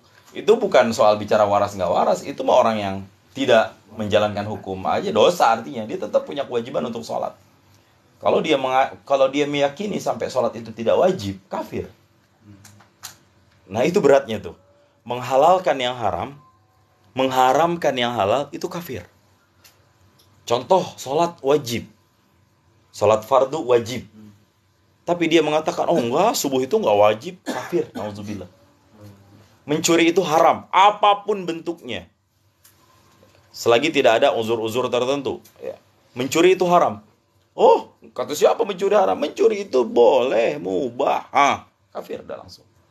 Itu bentuk kafir yang lain ya. Karena kafir itu ada kafir dari perbuatan, ada kafir dari ucapan, ada kafir dari keyakinan. Pikun nggak apa-apa. Kalau pikun sama dengan udah yang ketiga ntar. Akal. Pikun bisa jadi sebab. Oke. Yang berikutnya wasani, yang kedua al-bulughu baligh. Yang berikutnya yang kedua adalah al-bulughu baligh. Fala tajibu ala sabiyyin wa sabiyyatin. Lakin yu'marani biha ba'da 7 sinina in hasalat tamyizu biha wa illa fa ba'da tamyizi. Wasani yang kedua, wajib syarat sahnya salat al-bulughu baligh. Arti baligh itu adalah sampai. Baligh itu kalau ditanya arti baligh ente tahu nggak apa? Kita jawab, arti baligh itu sampai. Dari balagha yablighu bulughan, artinya sampai. Orang yang menyampaikan balagha yuballighu tablighan. Makanya tabligh akbar. Orang yang menyampaikan dinamakan mubaligh. Nah, bahasa kita. Itu artinya dari kata-kata baligh. Arti mubaligh apa sih? Orang yang menyampaikan. Meskipun dia sendiri nggak melaksanakan, mubaligh gitu. Ya, tugas kita emang disuruh menyampaikan balighu anni walau ayat, kan kata Nabi, sampaikan kepadaku walaupun 1 ayat. Itu arti dasar baligh, sampai. Sampainya seseorang kepada usia di mana dia sudah terlepas ikatan kewajibannya dari orang tua, berpindah kepada personal atau dirinya sendiri. Jika sebelum baligh, kalau seorang anak dosa, dosanya yang nanggung orang tua. Jika anaknya berbuat baik mendapatkan pahala, orang tuanya juga mendapatkan pahala. Kasusnya adalah baligh, maka semua pahala dia yang mendapatkan, pun dosa dia juga yang mendapatkan. Orang tua, kalau didikan dari awalnya udah pas dan benar, bebas semua kewajibannya.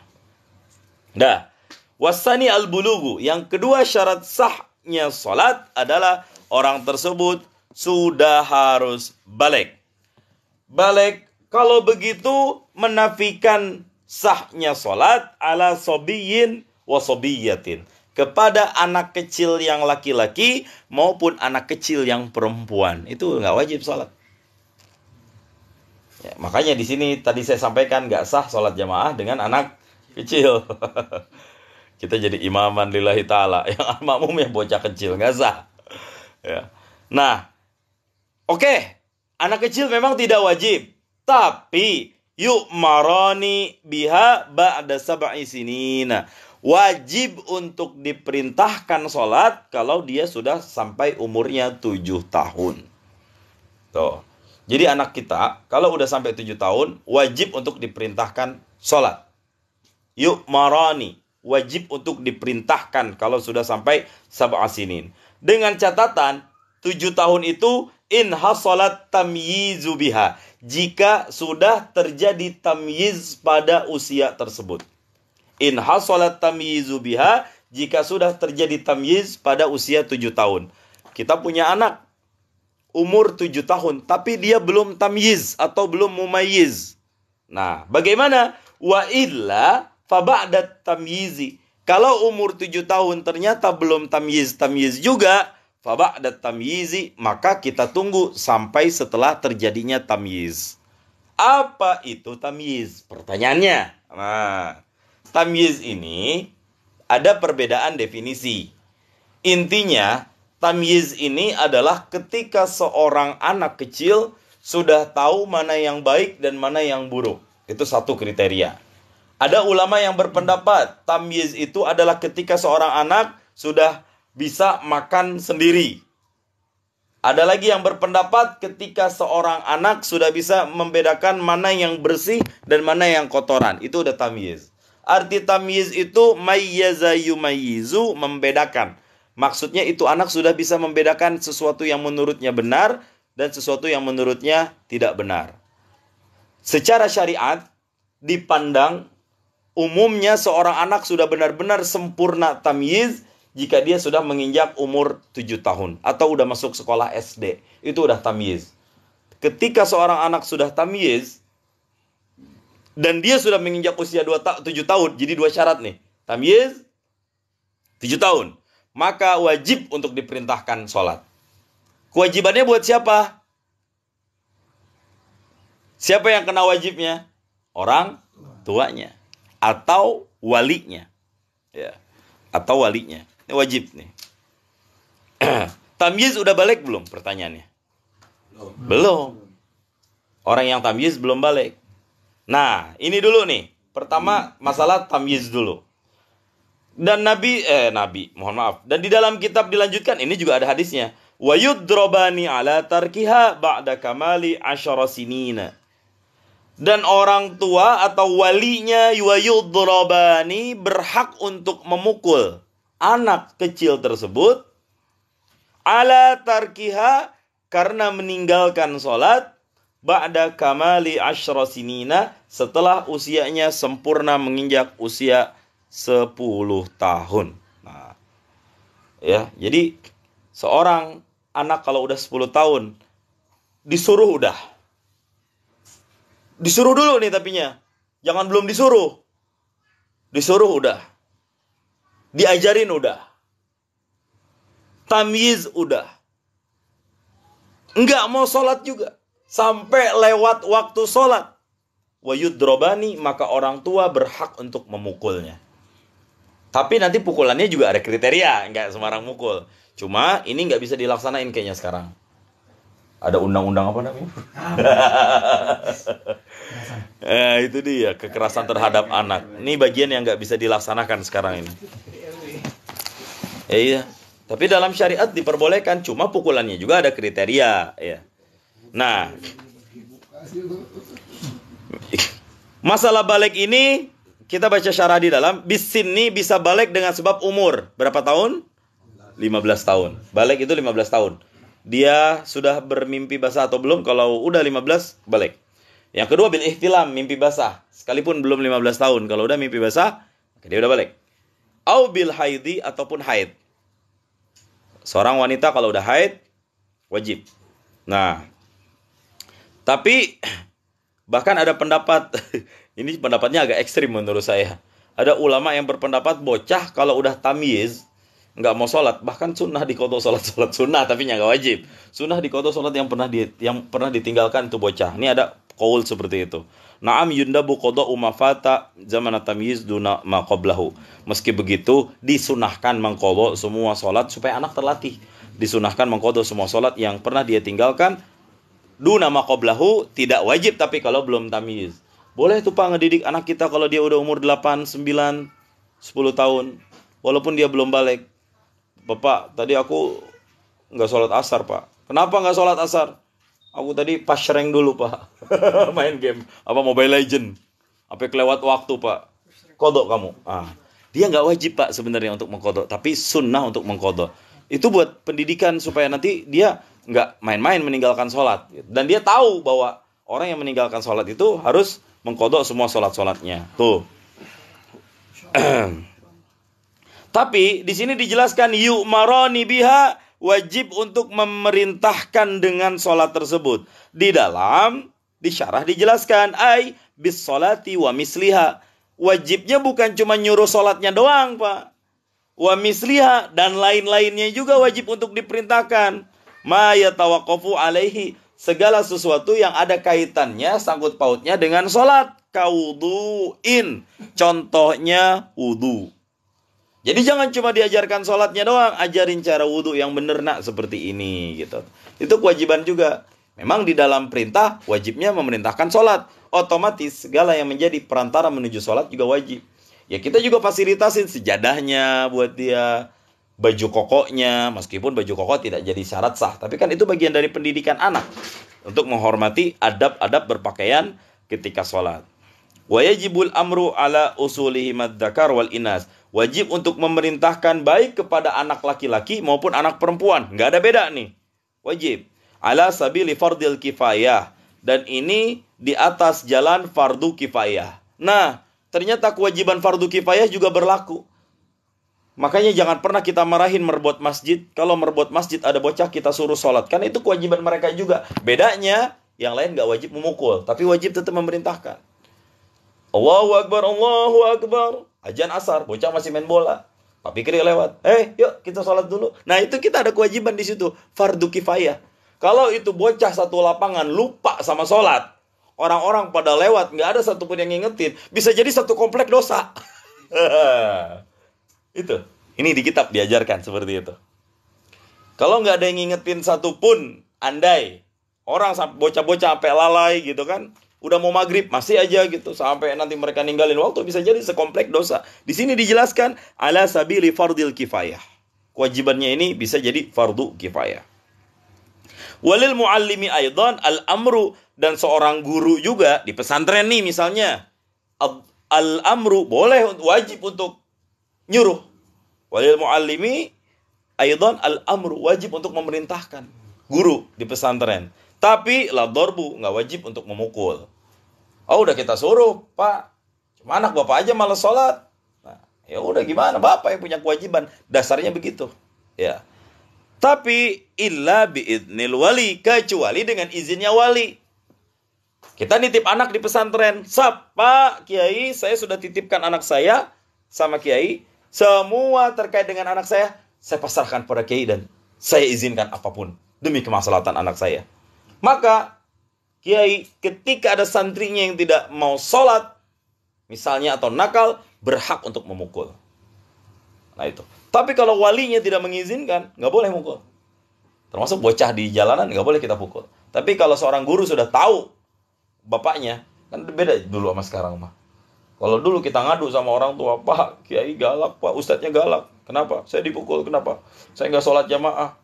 Sini, ambil. Tambah lagi pukulannya sama orang tua. Kenapa kamu ngelawan sama ustadz kamu di pesantren? Nah, tapi anak sekarang, Pak, kenapa saya dipukul? Oh, tunggu ustadznya yang mana? Besok datang bawa polisi. Ngacara. Ya Allah, ya Rabbi. Ini kasus, saya bukan kata orang. Teman saya sendiri, Pak. Ustadz teman saya sendiri. Karena saya juga ngajar di pesantren. Cerita. Saya udah takut ustadz sekarang main pukul-pukulan. Padahal berkahnya pukulan tuh di situ, Pak. Alhamdulillah saya udah ratusan kali dipukul selama di pesantren, kayak rotan gitu ya. Makanya pas aksi Indosiar bawa rotan, bawa cuma nggak tahu mau mukul siapa. Tapi bukan untuk dipukul. Tapi fungsi rotan juga untuk mukul salah satunya. Ya. Itu. Nah, kemudian wa misluhu az-zawju fi zaujatihi. Sama juga hukumnya suami kepada istrinya. Falahul amru lad-darbu illa biidznil wali. Maka bagi seorang suami itu wajib untuk falahu, maka bagi seorang wali, bukan suami. Bagi seorang wali boleh untuk memerintahkan, tidak untuk memukul. Dasarnya istri kalau misalnya sudah nusyuz itu boleh untuk dipukul, Pak. Istri kalau udah nggak bener akhlaknya, nggak bener adabnya, boleh untuk dipukul. Kita nggak bicara undang-undang KDRT dulu ya. Termasuk ketika ada istri yang meninggalkan sholat, suami boleh mukul. Karena apa? Bahaya kalau dibiarkan. Ku anfusakum wa ahlikum nara. Jagalah dirimu dan keluargamu dari api neraka. Itu coba ngerinya di situ. Coba sekarang kan bingung, kita mau main tangan, dikata ringan tangan. Itu. Lapor polisi. Lapor polisi, KDRT, gugat pengadilan. Ya. Bila biiznil wali, kecuali dengan izin wali. Itu nggak boleh. Iya. Nah, wa hikmatu dzalika at-tamrinu 'alal ibadati liya'taddaha fala yatrukuha insyaallah. Hikmah dengan perintah tersebut, hikmah dengan dipukul, at-tamrinu untuk melatih 'alal ibadah, untuk ibadah, liya'taddaha supaya seorang terbiasa ibadah, fala yatrukuha insyaallah. Maka ibadahnya insyaallah tidak akan ditinggalkan. Itu. Nah, cuma disyaratkan pukulan juga. Di sini ada keterangan nih masalah wayudrobani dan boleh untuk dipukul. Ai wujuban, artinya wajib untuk dipukul. Fawajibud darbu 'alal wali aban kana au jaddan. Maka wajib untuk memukul anak yang enggak mau sholat aban kana au jaddan. Baik dia ayahnya ataupun kakeknya, karena itu wali. Wali utama itu dua. Ayah dan kakek. Kakek tahu cucunya nggak sholat, pukul. Ayah tahu anaknya nggak sholat, pukul. Wanahuhuma dan lain-lain sebagainya mimma marra dari yang lain. Wahwa darbu ta'dib litamrin. Tapi pukulannya adalah untuk pukulan ta'dib. Arti pukulan ta'dib itu untuk pukulan pendidikan, untuk pukulan pembinaan, bukan pukulan permusuhan. Itu yang harus diingat tuh. Kalau dianggap pukulan permusuhan, ini udah keluar dari konteks dan itu dosa hukum memukulnya. La darba uqubah, bukan pukulan siksaan. Ingat nih. Pukulan untuk pendidikan, bukan pukulan untuk penyiksaan. Qala ba'dhum wa la yatajawaz daribu salasan wa kadzal muallimu. Ada yang mengatakan jangan sampai lebih dari 3 kali. Wa kadzal muallimu, guru juga begitu, enggak boleh lebih dari 3 kali. Tapi hadis yang mengatakan enggak boleh lebih dari 3 kali ini sebagian ulama menilai hadisnya lemah. Yang pendapat kuat dipukul sesuai dengan kebutuhannya. Kalau 3 kali kagak eling-eling, nggak insaf-insaf, tambah 4 kali, tambah 5 kali. Udah. Kalau misalnya sudah mendekati kira-kira ke luka, stop. Nggak boleh dilanjut lagi. Sekalipun masih belum insaf-insaf. Bisyarti ayyakuna ghairu mubarrahin. Dengan syarat pukulannya tidak sampai melukai. Hatta laulam yafdi illal mubarrah. Tarakahu alal mu'tamad. Sekalipun nggak insaf-insaf, tapi kalau udah menuju luka, nggak boleh lagi dilanjutin pukulannya. Itu jadi dosa nanti. Dan nggak boleh di bagian wajah. Berarti di bagian kaki, paha. Itu cara memukulnya. Kalau wajah itu adalah bagian yang paling sangat sensitif. Bagian yang paling sangat dihormati dalam agama Islam, itu wajah. Gitu ya. Kapan dipukulnya? Setelah sampai usia 10 tahun. Kalau 7 tahun jangan dipukul dulu, Pak. Wajib perintah. 7 tahun. Itu juga kalau udah diperintah ya. Jangan nanti ujuk-ujuk, sholat lu, gue pukul, langsung pukul. Nggak boleh.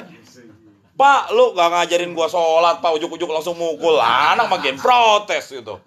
Enak aja. Nggak boleh. Tetap harus didahulukan. Cek catatannya tadi. Perintah dulu. Mumayyiz dulu. Dan sudah lewat waktu sholat.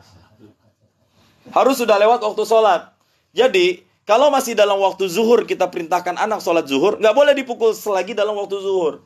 Kapan baru boleh dipukul? Kalau sudah masuk waktu asar. Itu bocah masih kagak mau sholat. Ini papa pukul. Itu pun harus diancam dulu, Pak. Kalau nggak mau papa pukul nih. Abi pukul nih. Ayah pukul nih. Iya, Pak. Iya, langsung sholat. Nah, itu baru. Jadi pukulan ini bukan solusi, tapi ini jalan paling akhir. Solusi paling akhir, bukan solusi utama. Solusi utama adalah takdib. Untuk memberikan adab kepada dia. Kalau sholat waktunya masih ada, nggak boleh untuk dipukul. Sampai dipastikan waktunya sudah berakhir. Kalau nggak jerak-jerak juga, ya udah. Sambil terus dibimbing lagi. Besoknya pukul lagi, besoknya pukul lagi. Seterusnya seperti itu. Pak Ustadz, kalau misalnya anak saya kalau dipukul dia makin gila, Pak Ustadz. Dia agak sedikit autis, maka haram dipukul. Kalau ada kasus seperti itu. Jika dengan dipukul akan membuat itu anak makin lebih konslet, misal, itu maka kita haram untuk memukulnya. Ya. Dan ingat ya, ini wewenangnya untuk memukul ini khusus. Hanya untuk wali ya, bukan untuk umum. Bukan untuk umum. Kalau zaman dulu pemerintah, wali kota ibaratnya boleh untuk mukul bocah-bocah nggak sholat. Zaman dulu. Sekarang makan nggak ada urusannya ke masalah sholat. Ya kan? Kalau zaman dulu di zaman para sahabat, kalau tahu ada yang nggak sholat, oh habis sudah langsung. Dan itu harus ditakut-takutin dulu, harus diingat-ingatin dulu. Ya.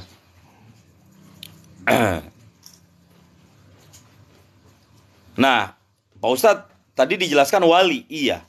Kalau ibu kan bukan wali ya. Apakah ibu juga wajib untuk memukul? Boleh juga ibu untuk memukul anak. Kalau kita sebagai laki-laki, wali, sepakat. Wali itu apa sih? Siapa sih wali? Wali itu kan ada dua. Ada wali utama, wali mujibir, dan wali yang tidak mujibir. Wali yang mujibir itu bapak dan kakek. Ini yang punya hak veto kepada seorang anak. Karena apa? Manzilahnya sama nih antara bapak dan kakek.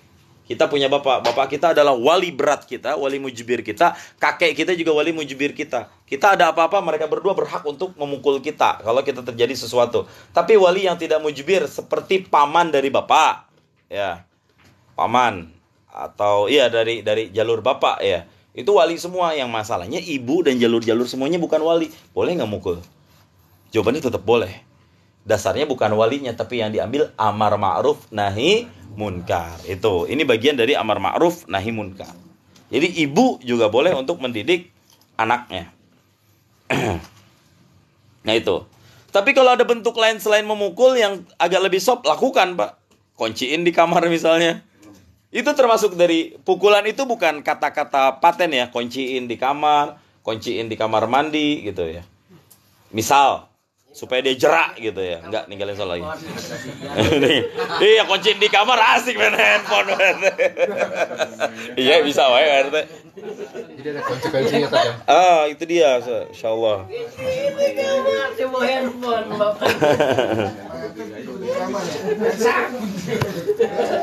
Balik duluan dia. Nah, saya lanjut dikit lagi. Wa yajibu 'alal aba'i wal ummahat 'ala sabili fardil kifayah ta'limu auladihim.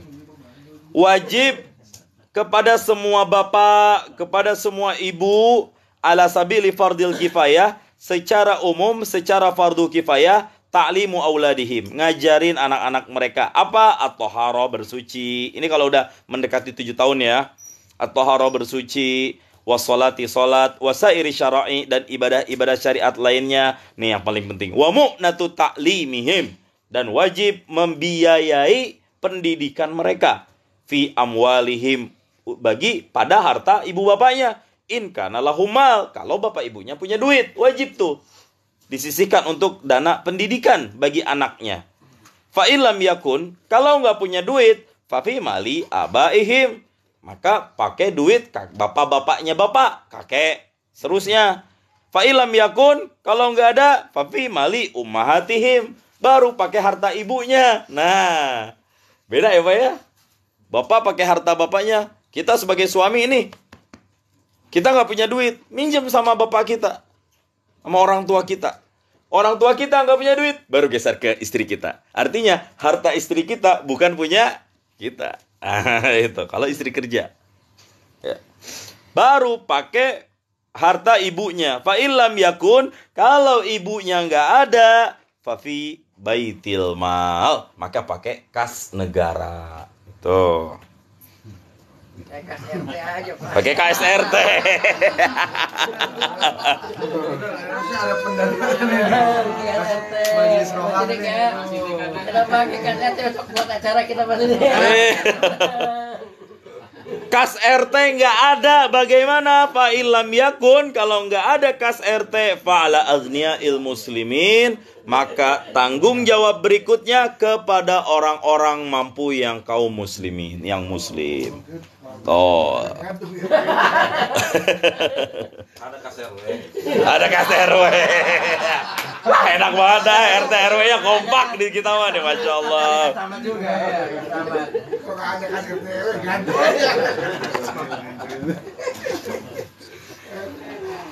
Tapi benar.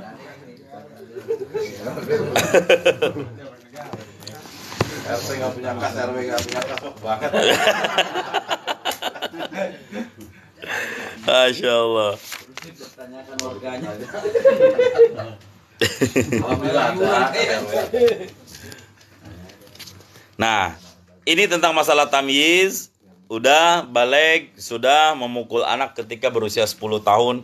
Sudah, itu ada tahap-tahapannya ya. Ini perlu untuk dijelaskan supaya nanti jangan ada yang mengatakan bahwa agama Islam ini adalah agama yang mengajarkan kekerasan dari keluarga. Enggak, itu bukan untuk mengajarkan kekerasan. Justru kenapa umat Islam terdahulu maju? Ya karena dengan cara seperti ini. Gitu ya. Karena dengan cara seperti ini, nggak dikit-dikit ngadu, nggak dikit-dikit ngelapor. Nah, sekarang susah. Kalau di gitu di Al Hasan Pak, kalau misalkan nih orang tuanya ngadu nih kayak gitu, sebelum dia masukin anaknya dididik nih, bikin perjanjian dulu. Kalau Gimana tuh? misalkan anaknya digebuk sama guru atau gitu kan, saatnya dibilang nggak ngerti, digebuk nih. Udah, orang tuanya datang. Udah, anakmu bawa aja, nggak usah masuk sekolah di sini. Udah selesai. Selesai, yayasannya gitu. Tadi dia dulu gitu, bawa udah nggak usah. Jadi sebelum anak dititipkan ke pesantren ada kontrak dulu gitu, bahwa sepenuhnya diserahkan kepada pihak pesantren. Kejadian seperti gitu, dilaporkan gurunya mewek gitu kan, dibawain polisi. Sekarang mah seperti gitu. Jadi begitu masuk daftar bikin surat pernyataan. Iya, pernyataan tuh karena kepala yayasannya di sini nggak mau kayak gitu. Kita sekolah dikasih murah kok gitu kan, sampai dia bilang gitu. Masih aja protes gitu. Jadi pelayanan dulunya seperti gitu, dia langsung tanda tangan mau dibikin di materai, saksikan semuanya, keluarganya, ibu sama bapaknya. Jadi oke, kalau oke lanjut, nggak udah nggak usah. Biar kata dia dapat kelas 2 kelas pun nggak jadi masalah, yang penting kualitas. Iya. Dulu kan seperti gitu. Emang bagusnya kayak gitu sih, Masya Allah. Lu pernah Pak kejadian Pak, belum lama tuh kejadian seperti gitu. Makanya Polisi datang. datang. Gurunya mewek. Saya sama ya damai lah. Nanti kalau jadi warga RT 1 juga bikin kontrak. Ya, gitu, Pak. Poinnya apa Pak RW?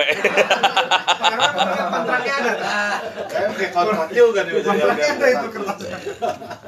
Ya, semuanya kalau perumahan ada kontrak. Tapi Pak Fikri udah masuk di sini loh, di RT 1 loh, warganya terdaftar di sananya, di kotanya. Baru saya lihat di situ udah ada. Diklaim langsung. Goodbye Kabupaten Bogor. Kagak diurus RT itu. Ada Pak Fikri. Alhamdulillah. Pak Fikri. Pak Fikri yang mana ini? Ini Pak. Oh, kirain Pak Fikri yang ini. Saya nanya teman ya. Ini masukinnya. Ya alhamdulillah. Nggak ada yang bisa ngundang Ustadz Fikri kalau nggak lewat Pak RT. Masalahnya manajemennya dari situ di kontraknya. Enggak. Daftar waktu kemarin. Hebat, saya bilang pasti ini luar biasa nih terusnya. Nah, sampai sini dulu. Ada pertanyaan kira-kira. Ini malam besok pertemuan berikutnya kita masuk masalah al-aqal, berakal. Ini yang terakhir, syarat yang terakhir. Kita nggak usah semuanya. Ya, berakal juga berat lagi karena terkait gila masalahnya. Belum lagi gila, kalau gila juga kan ada apa sih, skizofrenia atau apa gitu. Kalau gilanya normal, kalau ada gilanya bertemporer, gila putus-putus gitu kan. 2 minggu gila, 2 minggu normal, dalam sehari 2 jam gila selebihnya. Itu gimana tuh kewajiban? Ada yang orang gila tuh yang suka pakai celana pendek yang botak tuh di sini suka jalan-jalan tuh minta rokok. Dia kalau waktu sholat di sini Jumatan maju coba di tengah. Tapi nggak wajib, tetap. Ya, tapi nggak masalah. Dan siapa itu Dan? Ada tuh. Keluarga Bapak. Secara fikih ya nggak masalah, kita jangan larang. Warga teh mah begitu membaca pasti dikunci. Saya bikin video itu di TikTok, saya bikin caption gini, apa orang gila ingat sama yang kecil. Video apa? Lalu saya yang sadar gimana? Idiot. Itu dia, kalau idiot sampai menghilangkan pikiran berakal berarti nggak wajib lagi. Pikun termasuk. Kalau pikun kan udah nggak berakal lagi kan. Tapi kalau pikun masih ada akal-akalnya masih wajib sholat. Tapi kalau pikun sampai udah nggak berakal, itu udah dia udah wajib lagi sholat. Kalau pikunnya udah seperti itu ya, sampai level seperti itu. Tapi besok akan kita perdalam. Tapi ini spill bocoran jawabannya. Nah, alhamdulillah nih ya. Apalagi kira-kira? Masalah didik mendidik ini ya, masalah didik mendidik anak ini. Itu seperti itu. Ya memang beratnya di situ karena ini sebenarnya jadi secara pemahaman utuhnya tanggung jawab pendidikan itu bukan tanggung jawab individual, tapi tanggung jawab pendidikan ini adalah tanggung jawab sosial. Semua pihak ya, sebesar-besarnya harus berkontribusi untuk pendidikan secara umum, terlebih pendidikan agama. Maka ini penting mencari lingkungan yang baik untuk anak-anak kita. Makanya dalam mencari rumah yang pertama dilakukan itu kan aljar qobladar kan. Cari tetangganya dulu yang benar, baru cari rumahnya. Jangan lihat tipikal rumah dulu, tapi kita nggak tahu lingkungan seperti apa sekeliling kiri kanannya. Itu. Pak Jenal ada baik Pak. Nah, waalaikumsalam warahmatullahi wabarakatuh. Di situ. Aljar qobladar. Jadi wajib untuk mencari lingkungan yang baik supaya ngajinya enak, anak kita juga secara lingkungannya terdidik. Itulah kenapa sebagian orang tua memasukkan ke pesantren lingkungan, nggak ada lain sebab sesuatu yang tidak tetap. Orang yang nggak di pesantren nggak menemukan bi'ah atau lingkungan itu. Makanya pentingnya di pesantren salah satunya bukan berarti saya anak saya nggak pesantren terus salah, nggak juga gitu ya. Itu salah satunya adalah menciptakan lingkungan yang baik ketika nanti dia besar, dia sudah punya terbiasa untuk menjaga dirinya. Pakai celana pendek udah malu. Kalau misalnya terlalu sering, pakai ini, udah nggak enak. Nggak pernah berkontribusi sosial, agak nggak enak. Kenapa? Sosialnya udah dilatih ketika dia di pesantren. Dengan aturan dan lain sebagainya. Tapi monggo, terserah itu Pak. Saya nggak ngewajibin harus pesantren. Cuma kalau Bapak nanya ke saya, yang paling baik, saya tetap akan jawab pesantren. Ya, demi kemaslahatan, karena mereka juga kan aset dunia akhirat kita buat ketika sudah dewasa nanti. Kalau orang tuanya bisa ngedidik, ya silahkan didik sama orang tuanya. Tapi apa ada yang bisa? Kiai aja ngasih anaknya ke kiai yang lain. Lah iya Pak. Makanya banyak sejarah kiai, anak kiai ini nikah sama anak kiai ono. Itu kan karena apa? Karena belajar. Anak kiai saling nikahkan dengan anak kiai supaya ya dokter jarang ada yang ngobatin anaknya sendiri Pak. Pasti dititip sama dokter yang lain gitu istilahnya. Guru juga begitu, karena anak sendiri dititip sama yang lain supaya ada pengalaman pendidikan gitu. Meskipun ulama-ulama zaman dulu juga banyak yang anak diajarkan langsung oleh sang ayah, dididik sampai dia alim, dididik sampai dia benar, dididik sampai anaknya hebat, tuh banyak ya. Nah, cuma di zaman kita kayaknya sulit untuk mencari orang tua yang seperti itu. Nitip anak-anak tuh. Hah? Nitip anak-anak 2. Berat di sini.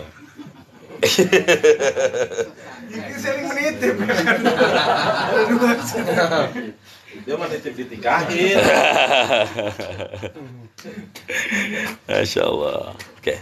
Saya izin tutup live terlebih dahulu. Terima kasih buat warga sosmed. Assalamualaikum. Alhamdulillah kabar baik semuanya. Jazakumullah. Nggak ada pertanyaan ya dari sini.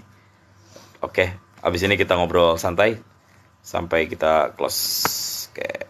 Jazakumullah. Nah, ini udah